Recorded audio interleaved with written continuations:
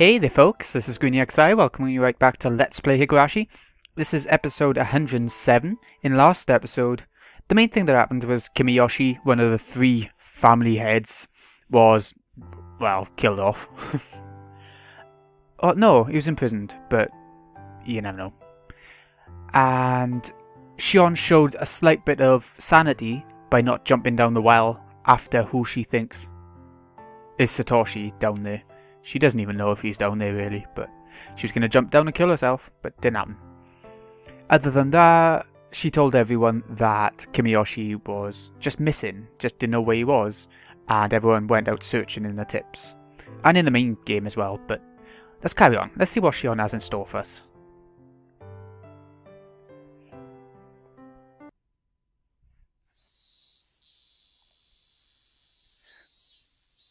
This is a bit of light in such a dark section. What? Mi-chan, you didn't get much sleep either, did you? Did you? Yeah. I went to bed at like 3. I'm a little tired. 3? Hey now, you can't keep staying up late. You probably read the first volume of a manga, thought it was interesting, then read the entire series, didn't you? I understand, I've done that before. A volume is barely anything, so I could understand that.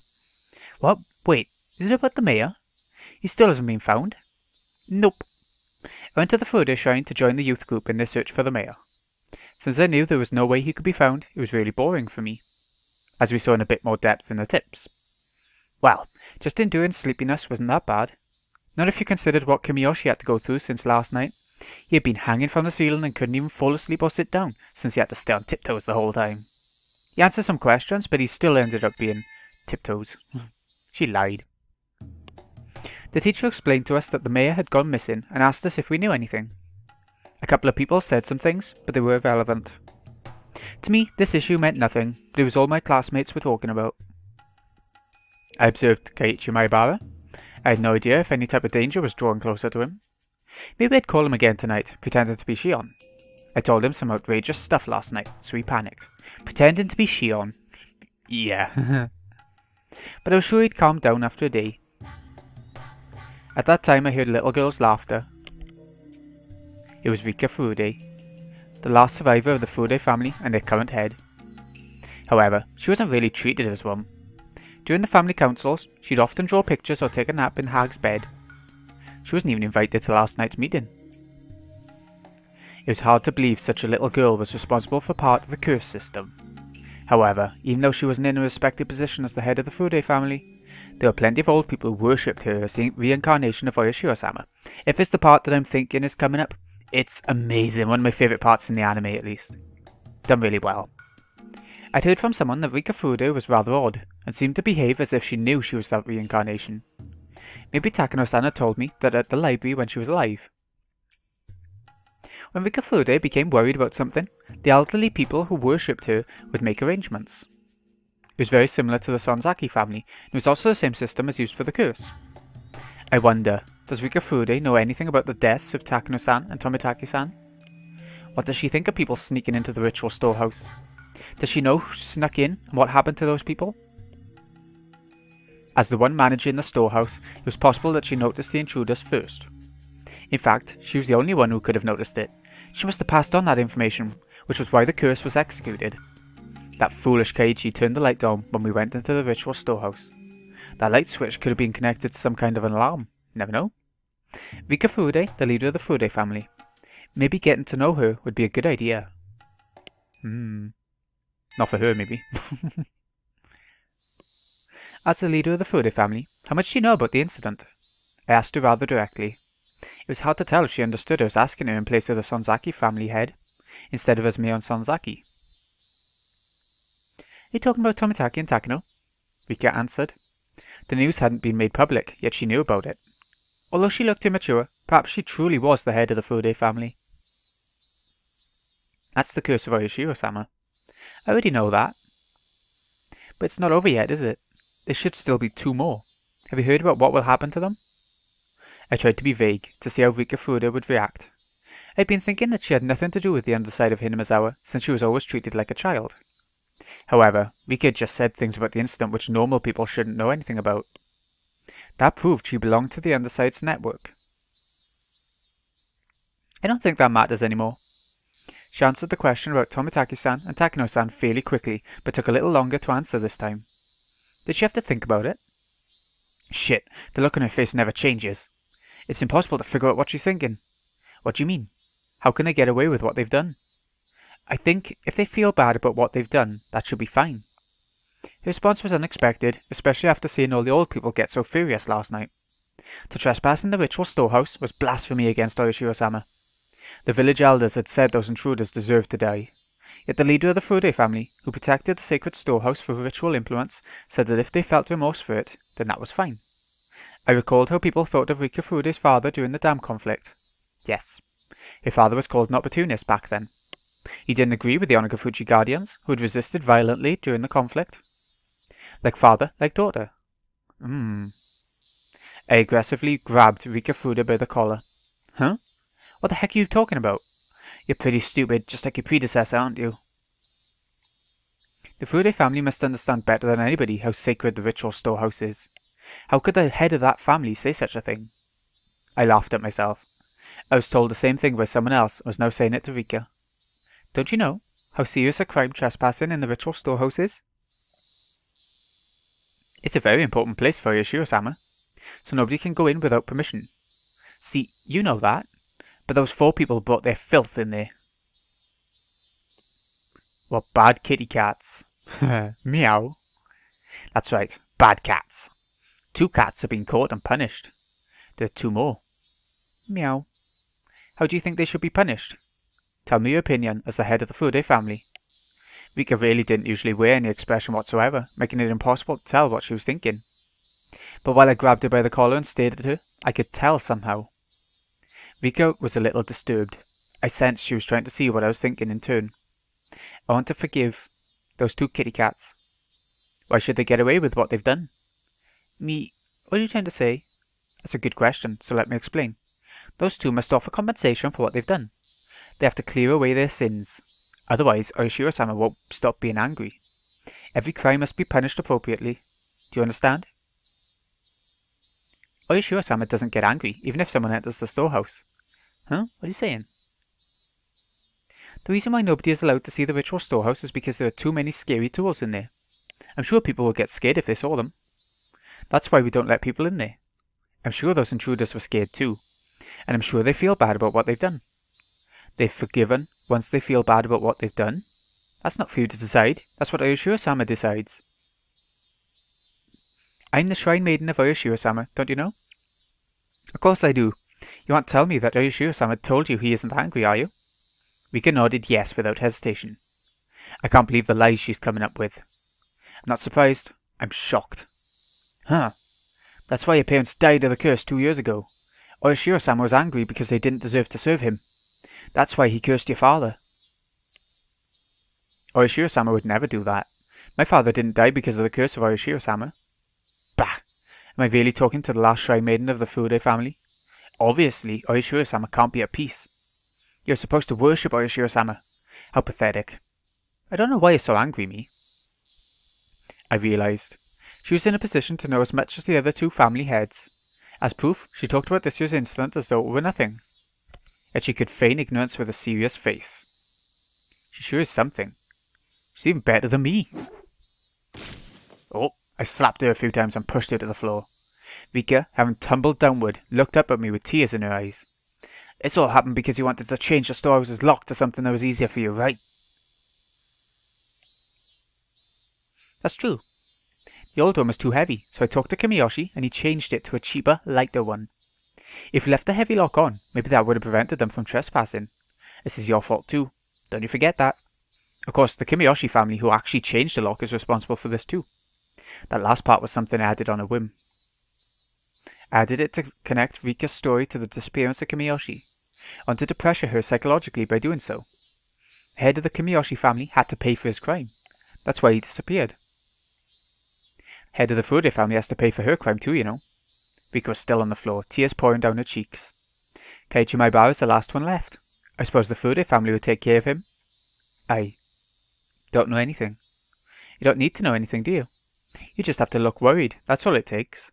That's how it is at our house too. Anyway, good luck. I don't... Rika hung her head. She seemed to want to say something, but she was afraid that I might be rough with her again. I doubted Rika Fudo was actually at the top of the curse system, like the hag was. However, as one of the 3 family heads, she was a lot closer to the underside of Hinamizawa than I was. By now, that underside was well aware of Keiichi Maibara. I told the elderly leaders of the village yesterday in the meeting that Keiichi Maibara was the last one remaining. I just told the head of the Fude family the same thing, if threateningly. If my threat was effective, the curse of Oishiro-sama should very soon fall upon Keiichi Maibara. And at just the right time, I would grab my enemy right as he took my bait. If the assassin came from the Fude family, this girl would have committed the same sin as the hag. When that time came, I wouldn't hold back. I was going to make sure she suffered and then kill her. I've heard of a torture technique where you pound dozens of nails into a victim's fingers. I already found a restraining table and the tools for it. When the time comes, I'll pound nails into your fingers. That gruesome anticipation radiated from my eyes and scared Rika even further. All at school. Quite weird. I wonder how Kimiyoshi's doing. Let's go see. I doubt he died from tiptoeing all night, but sometimes a human can go very easily. He already told me everything I wanted to hear, and he doesn't know anything else anyway. On top of that, he was responsible for spreading the infection that was the curse system of Oishiro-sama. His sins are very heavy. I really liked Uncle Kimiyoshi. He had always been kind. The hag was so tough on her relatives, that's why he was extra nice to me. When we talked yesterday, I was so happy to hear him say he would forgive Shion. He even said he would fight the hag to save her. That made me very happy. Don't worry, if Shion-chan feels bad about what she has done, she won't be demoned away. Leave it to me. I felt such warmth inside of me. I almost shivered. I was so happy, yet so very sad. For he continued to say that Satoshi-kun deserved to die. He said those nice things because he wanted to make me unhappy since she was worried about Shion.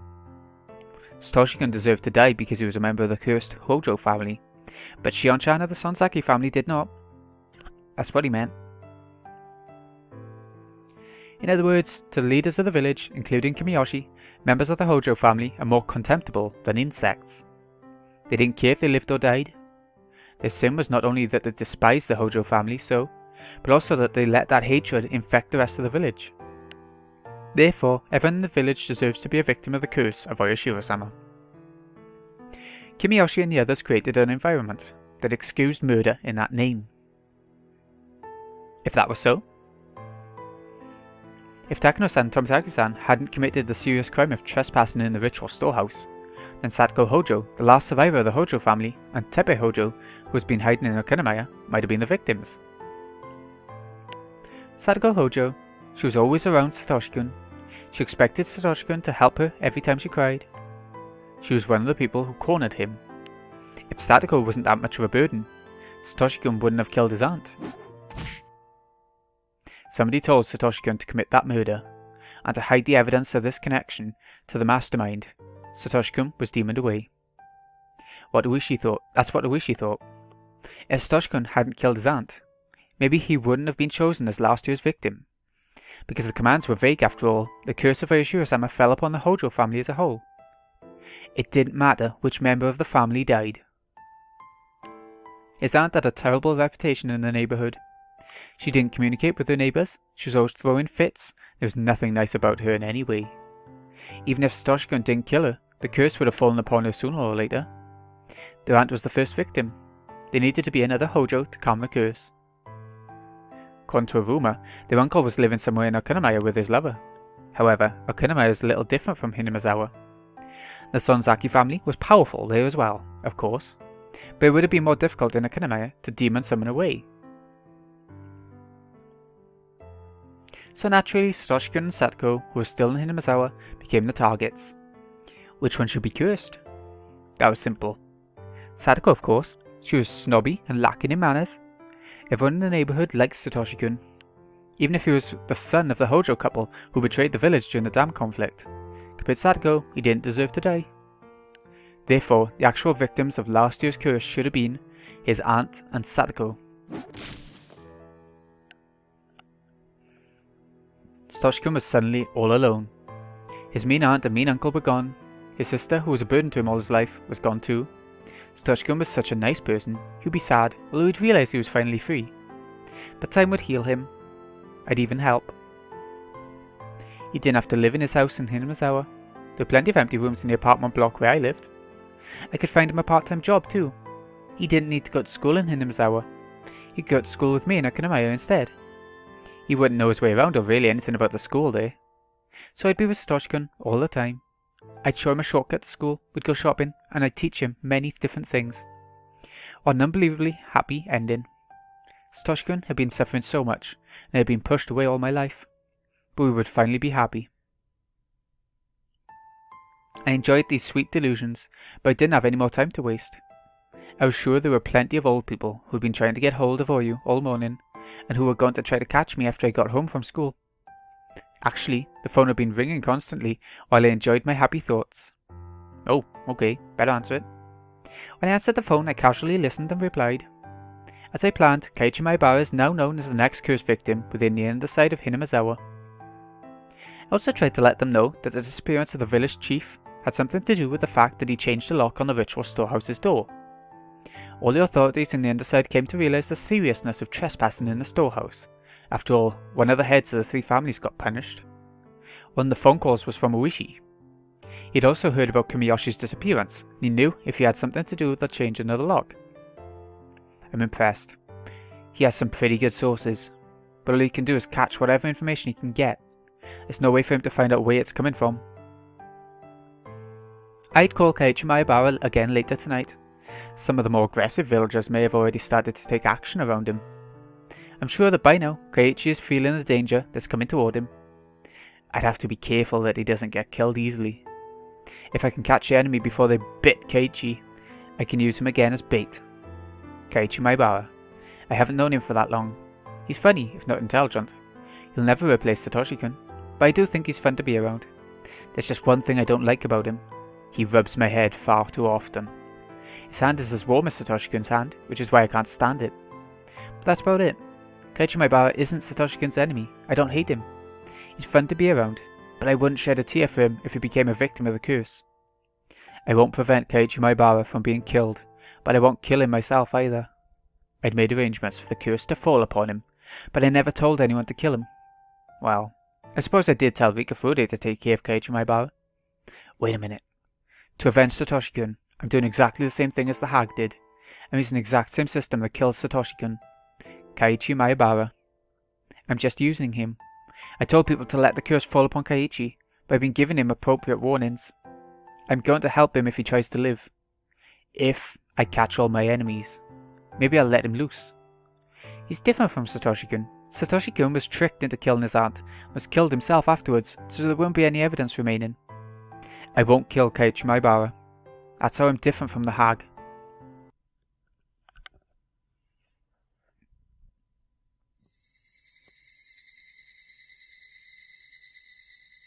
Evening was turning to night. I had to get dinner ready.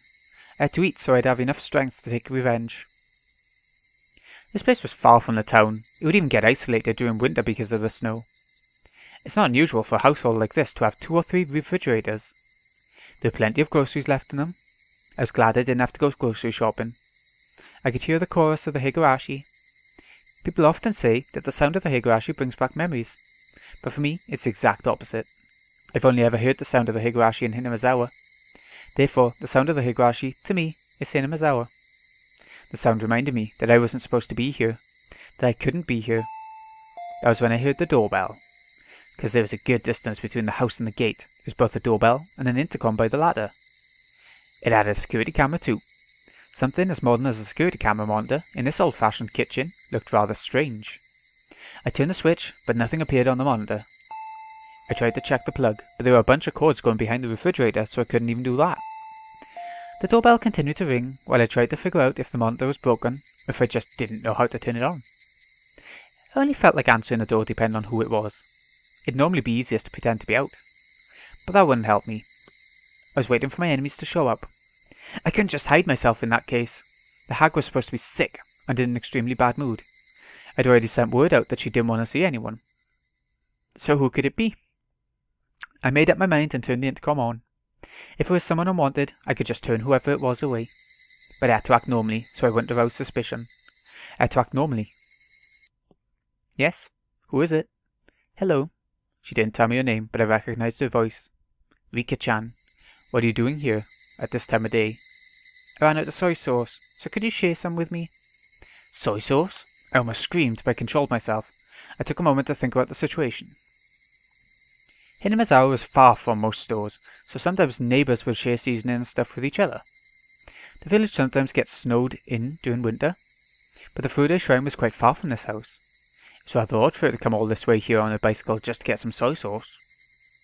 Maybe she was using it as an excuse. Maybe there's something she wanted to talk to me about. That was when I noticed a piece of paper that was on the fridge door next to the intercom. We still have plenty of homemade soy sauce in stock. Feel free to come to the Sonozakis house if you want some. Ah, there we go. It's a special place for soy sauce. The hag must have given that flyer to everyone. One of our relatives sent her a barrel of soy sauce. If you want some, bring a container. That's what the flyer said. I see. This would explain it. There was a handwritten note on the bottom of the flyer.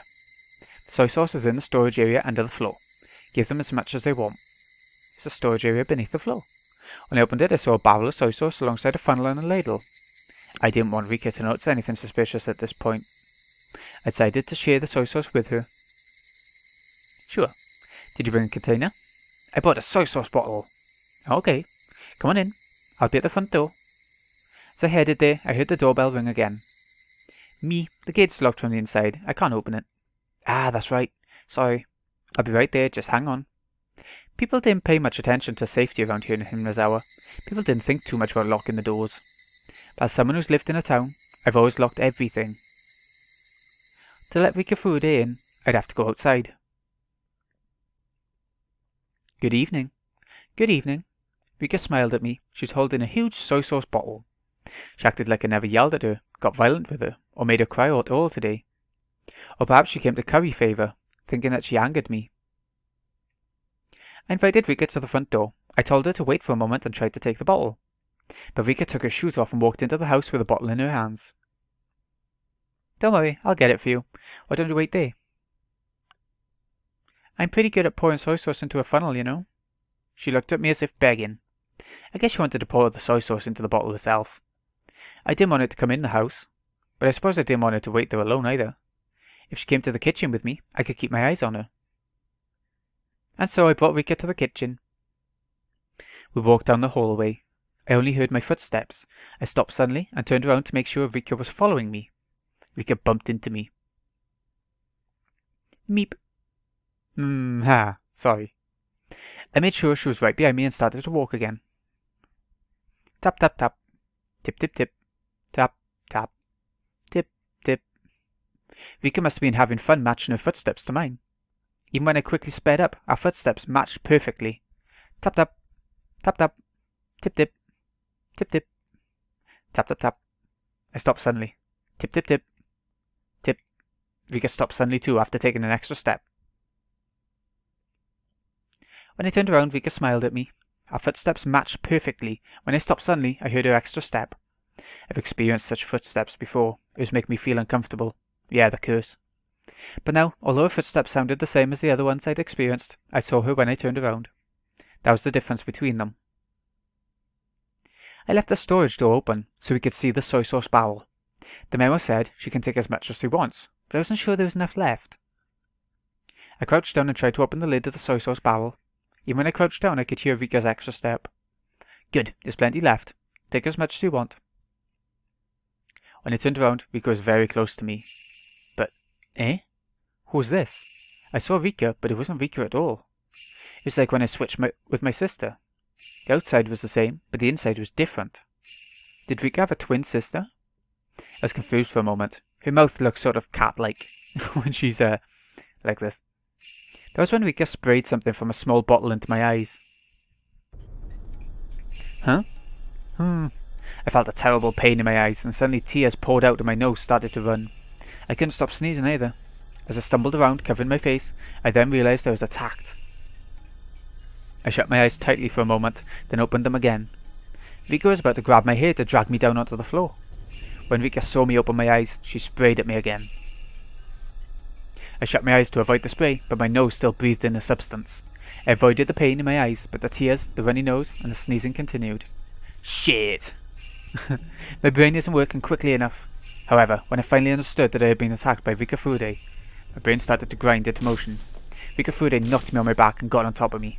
I tried to escape from her by rolling on the kitchen floor. As I rolled, I hit an oven, a huge jar, and destroyed a pile of something on the floor as I fought back. But Rika didn't let go of me. She stayed on top and restrained me. She was sitting on my stomach and I felt intense pain and pressure. She sure could fight well. I still couldn't see anything. Rika had the upper hand, my eyes were shut, and I was in real danger.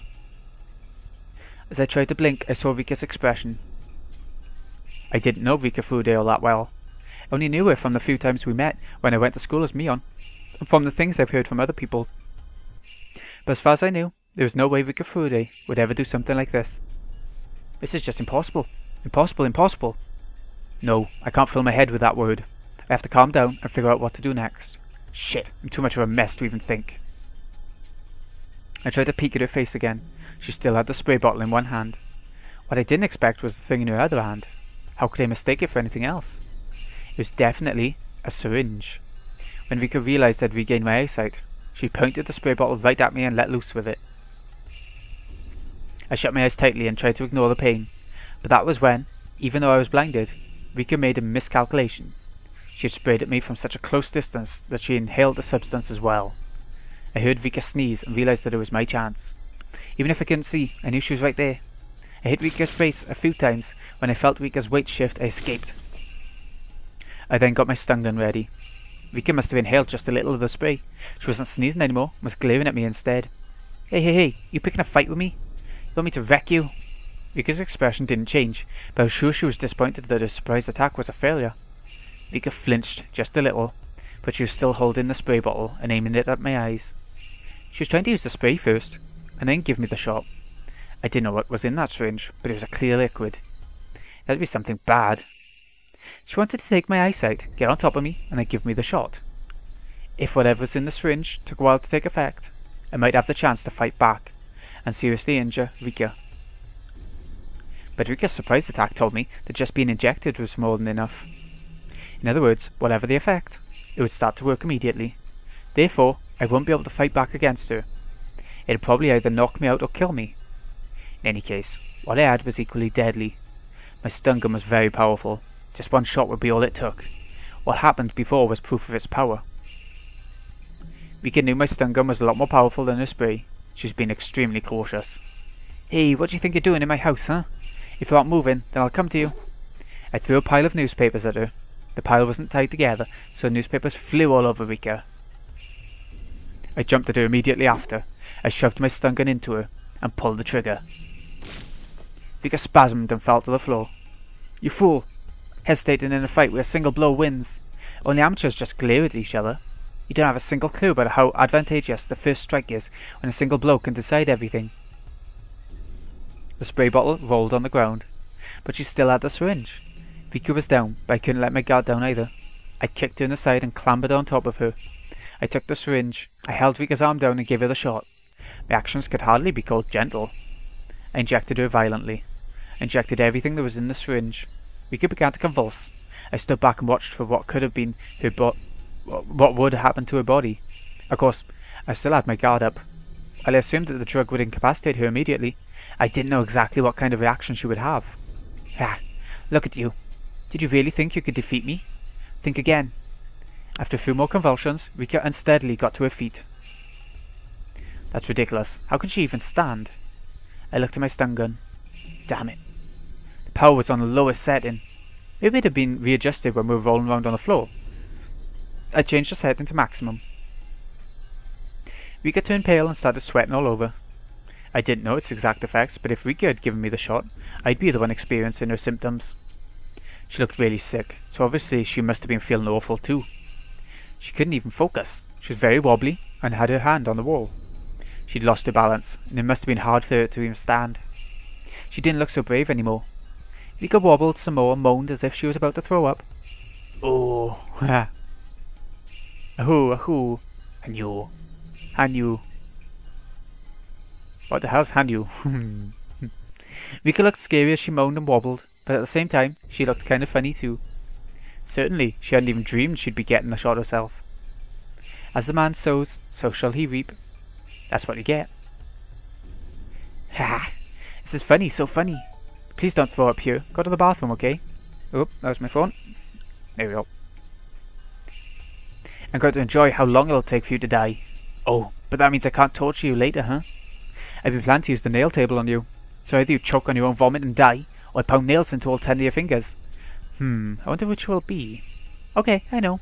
Let's move to the underground shrine storage. I put you to sleep so I can move you there, okay? I walked up to Rika, my stun gun making popping sounds. When Rika saw the sparks from the stun gun, she moved to grab a huge kitchen knife. Oh, you're still trying to fight? That makes things more fun. I have so much I want to ask you. I would suggest you back down. Well, actually, even if you do, you'll go through the same misery anyway. Sorry, but I'll refuse that invitation, you torture maniac. What she said wasn't anything I'd expect to hear from the Rika I knew. But I didn't hesitate. I had the advantage, so I didn't need to worry. Besides, this was coming from the last survivor of the Fude family, one of the 3 families. That sudden change somehow felt natural. Compared to what the 3 families have done, this is nothing. Thank you for that high praise, though. I should be proud of myself, huh?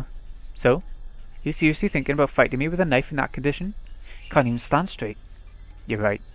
Like you said, I'm at my limit. But if that means getting captured and tortured to death by you, then sorry, I'm taking my leave. Taking your leave? Pfft, try it if you can. It was clear who held the advantage here. But despite that, an odd thrill filled both of us. We lost our minds wasn't a fitting phrase for the people of Hinamizawa. It was a feeling of release, where modern demons could stop pretending to be human. Yes, this was a mad banquet of demons, with the savouring of blood and devouring of flesh. Attended by the head of the Fude family and the head of the Sonozakis family, the old families whose blood is closest to the madness of the demons, I stood in front of the hallway so as to block her escape route. The windows had grates and the door had a safety chain on it. If she turned around, I'd hit her with my stun gun.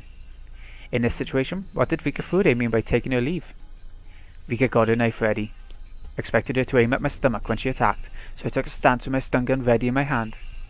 Rika, however, suddenly turned around. I carefully watched to see what her next move would be. Rika put the handle of the knife to the wall and held it in place. What was she doing? Goodbye, torture maniac. I won't give you the satisfaction of killing me. Rika reared her head back and slammed her throat against the knife on the wall. Oh, in the anime it was her head. She repeatedly hit her head against the sharp end of the knife. In this one, it's the throat.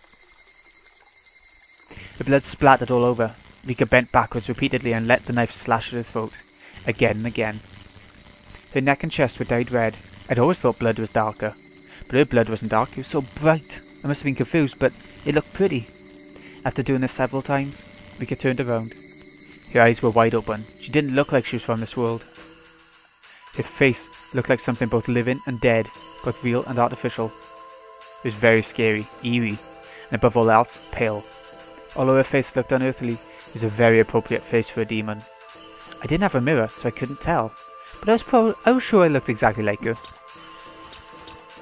Rika continued to violently slash her throat. It reminded me of someone trying to break a huge piece of ice with an ice pick. That was exactly what Rika looked like. The white chips of ice coolly flying through the air. What I saw before me was a beautiful sight. Every time Rika struck her throat, tiny drops of red blood splattered the boring white world around her. It was like a dance. A dedication dance by the final head of the Fude family. A demon's last dance of dedication to Oyashiro-sama. Upon seeing that literally blood-curdling dance, I let out a fierce roar. I had no reason to do so, I was howling like an animal. We were like animals trying to kill each other, both getting covered in blood. And inevitably, as one convulsed in a pool of that blood, the other threw back its head and howled. My body shivered with the joy I felt inside of me. This was death, the most final of judgments, and it was right before me. The demons howled, screamed, and roared. The roars faded, and my voice started to change from the voice of a demon back to that of a human. As a demon, I roared, but as a human, I sneered. Rika was covered in blood from her neck down. Her blood was pouring out, making a little noise. Rika was still staring into my eyes. I stayed back at her. I wasn't sure they were still eyes though. They were no longer human eyes, but the eyes of the dead. Rika. No, Rika's corpse vomited blood from her mouth and nose and smiled. Then she dropped the knife. She stuck her hands out and turned her palms upward. Her wiggling fingers reminded me of an insect's legs. Those fingers reached for her own throat. I'd never seen anything like it. I'd never seen anybody do this before. Because Rika was scratching her own throat, she was ripping her own throat apart. Maybe that wasn't a good description. She was trying to rip out the inside of her throat through the opening she'd made with the knife. Her fingers found the biggest tear. Rika smiled. At least that's what I would have called it if she were alive. She ripped open the tear in one tug. Upon hearing my scream, Rika died and fell on her face, into the pool of blood. That was it. She didn't get up again to show me her throat. I stepped back from Rika Fude's body and bumped into the wall in the hallway. Ah! I roared again in admiration of the ritual dance of dedication of the head of the Fude family. Joy ran through my body, my blood rushed through my veins. I won! I won! I defeated her. Well, she sort of did it to herself. But I then realised I'd disposed of the heads of the 3 families, the core of the curse of Oishiro-sama. Everything was finally exposed. The curse of Oishiro-sama and its masterminds were all exposed. I disposed of the leaders of the 3 families who all killed Satoshi-kun. Head of the Sonozakis family died of a heart attack. She was at the bottom of the well, along with a wheelchair. I apprehended the head of the Kimiyoshi family. He'd continued to tiptoe until he died. The head of the Fude family died, in a way that was perfect for the final head of the 3 families of Onikafuchi. I did it. I accomplished my mission. I defeated all the masterminds, who killed Satoshi-kun with the curse. Everyone! Satoshi-kun, you were powerless. You didn't have the means to fight back. Those evil people simply sneered while they let you die, after marking you as a member of the cursed Hojo family. I will never ever forgive them. They believe you deserved to die because you were one of the Hojos. As long as it was done by the curse of Oishiro-sama, they didn't care how you were killed. I'll never forgive those people for creating this world. What could I have done to save you, Satoshi-kun? I couldn't save you. Shion Sonozaki couldn't do anything else at the time. If I was Mion, not Shion. If I was Mion that day, I could have saved you. Mion could have saved you. That's right, I remember now. Shion. She said she wanted to eat red snapper sashimi that day. I was supposed to eat that, but Shion pouted and cried. That was why I let her switch, just for that night. I did it to make her happy like a big sister would. Shion was never treated well, so I felt bad. That was it. I was being a good sister, that was it. Yeah, this is... I don't know if you meant to know. When morning came, the world had been turned upside down, and it had remained so until today. We weren't twins anymore. The one with the demon was Mion, and the one without the demon was Shion. What was that supposed to mean? Wait, Mom, listen. I'm Mion, not her. You can tell us apart, right, Mom? Look, can't you tell I'm Mion? Come on, everyone, tell me I'm Mion. I'm Mion. Don't call me Shion. I'm Mion, I am. Then I realised. You knew, didn't you? That the relatives weren't gathering for a simple party that night. You knew. No, I didn't. I really didn't know. Huh? How can you say that? You were so persistent that day. You said you'd never eaten red snapper before, so you really wanted to try it. You never gave up asking me. I really didn't know. I didn't know. If I had known, I wouldn't have said that. Oh, sure. You were always jealous of me. That was why I switched with you every once in a while. But you weren't satisfied with just that. You became even more jealous. And that night you knew what was going on and took Mion from me. You took Mion from me. Give Mion back. I'm the one who's Mion. I am Mion Sonozaki. You were Shion this whole time. Don't call yourself Mion, you imposter. I kicked the bars of the cell repeatedly while I roared. Compared to my roar, the metallic noise of the bars sounded like the cry of a little puppy. I'd been convinced by something so stupid. The tattoo of the demon was just a way of telling us apart. Even without that tattoo, I am Mion. That's right, I am Mion Sonozaki. I gathered my hair and put it in a ponytail with a yellow band that Mion used all the time. Since I didn't feel my hair on my neck, I felt like I could think more clearly now. 2 Mions looked at each other through the iron bars. According to our sibling rules, that was never to happen. Yes, there's only one Mion and one Shion. There can never be 2 of either at the same time. Shion, let your hair down. I am Mion and Mion is here. You were never Mion, so don't pretend to be me ever again, do you hear? I said, do you hear? If you do, answer me. Answer me, Shion. I took myself back on this day. Shion admitted she was Shion. How wonderful it is to be Mion. I feel great. I can think clearly now. Because after all, Mion is capable of anything. Unlike you, Shion. How dare you pretend to be Mion? Do you have any idea? Huh, Shion? Yes, sis. Shion called me sis. And so I was Mion. So now, Shion actually thinks she is Mion. I've never understood if maybe this is her going insane and taking the identity, thinking that she is actually the other sister, or if she was actually always Mion all along, but they switched places when they were little. The demon who had been asleep deep inside of me was finally allowed to wake up. The demon roared and my whole body shivered to express its joy. Shion, you committed a great sin. You were Mion until now. You are in a powerful position as Mion of the Sonozakis family, yet you didn't even try to rescue Satoshi-kun. You had millions of chances to save him, but you chose not to do anything. I won't forgive you. I'll never forgive you. I could have saved Satoshi-kun. You took him from me and you killed him. I'll never forgive you for that. Shion was shaking on the other side of the bars. I will kill you. I'll kill you in the best possible way.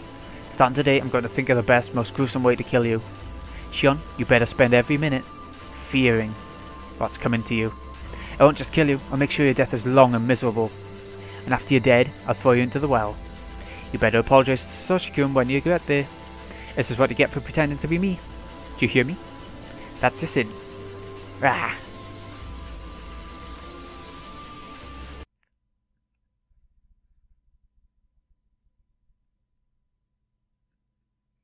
I needed to at least clean up the kitchen.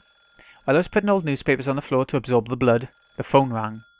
I didn't want to answer, but maybe I should. I should answer it and talk to whoever it was. Hello, it's the Sonozakis residence. Thank you for answering. This is Hojo calling. I was surprised to hear the Hojo name, but I realized right away that it was Sadako. Oh, what's the matter, Sadako? Sorry to call so late. Is Rika not there with you? Ah, yes. Ever since Sadako Hojo was abandoned, she had been living with Rika. Of course, she gets suspicious that Rika hadn't returned yet. Ah, yeah, she's here. Oh, she's still there? It's long past dinner time. Hey, Sadako. I made too much dinner tonight, so I told Rika-chan to eat here with me. Eh? Is that so? Oh. Why don't you come over too? I have plenty of food left. Rika-chan has already started eating. Oh, Rika! Alright, I'll clean up a little and then head out. See you shortly. Okay. I'll be here. See ya. Click.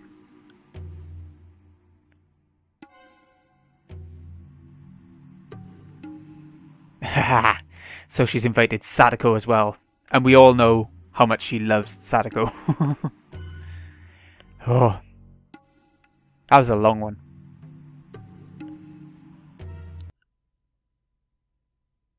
Okay, there's more. I wasn't sure if it was going to be like one long part for the chapter, like it was earlier in the arc.